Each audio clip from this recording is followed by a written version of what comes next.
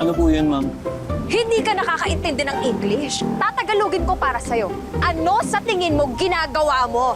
Nire-repat ko lang po yung mga halaman kasi lumalaki na po. Bakit? Sino ba nag-utos sa'yo niyan? Pinagawa ko ba sa'yo yan? Pero ma'am kasi, Ano? Alam mo, ayoko sa lahat yung nagmamarunong. Do not ever do anything na hindi ko inuutos sa'yo. Sisisantihin kita! Ano pong nangyayari? This stupid person! Kung ano ginagawa na wala sa SOP ng store! Ma'am, nagre-repat lang naman po siya ng mga halaman para hindi mamatay. Ha? Saka pa, kala mo hindi ko alam? Hindi tugma ang inventory mo sa actual supply ng store! Ma'am, hindi pa po talaga You kompleto. are trying to be sneaky, aren't you?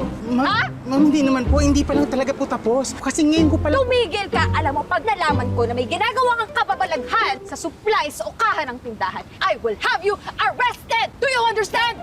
Do you understand? Buisit! Aray! Tanggalin nyo nga ito dito. Sino ba naglagay nito dito? Ganda-ganda, no? Sama-sama naman ang ugali. Indoor plant ba to?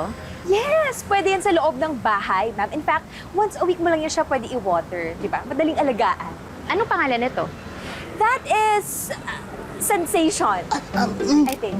Mawalang galang na po. Hindi po sensation ang tawag dyan sa halaman na yan. Monaika po yan. At saka hindi rin po yan indoor, outdoor po yan.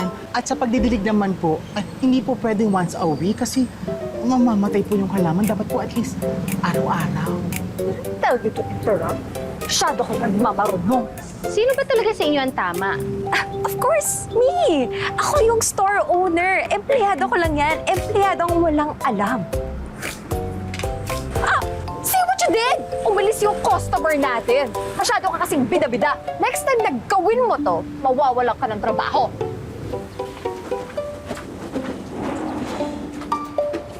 grabe no? Nung umulan siguro ng kamalditahan dito sa mundo, may dalalang planggana at timba tong bago nating amo. Alam mo, sobrang layo ng kwento ni Sir Frank tungkol dyan kay Ma'am Divine. Sabi ni Sir Frank, mabait daw yung anak niya. Bakit parang demonyo itong nasa harapan natin? Alam mo, kung wala lang utang na loob kay Sir Frank, matagal na akong lumayas dito pagkalibing pa lang niya. At saka tingnan mo naman, halatang-halata naman na wala siyang pakailaman sa mga halaman. Parang umuwi lang yan dito para makapaglibing sa tatay niya. Kawawa naman ang halaman pag maiwanan dito sa impacta na yan. Hoy, ano? Magchichismisa na lang kayong dalawa dyan, ha? Imbis na magtrabaho? Back to work! Hoy, Bok! Ay ma'am, Tanggalin mo nga yung mga patay na halaman na yun, hindi nakakaganda sa store. ma'am hindi pa naman po patay yun, pwede pa natin ma-revive. Just do as I say! Goodness! Ano ba naman itong mga taong to? Mas marunong pa sa amo nila? Gosh!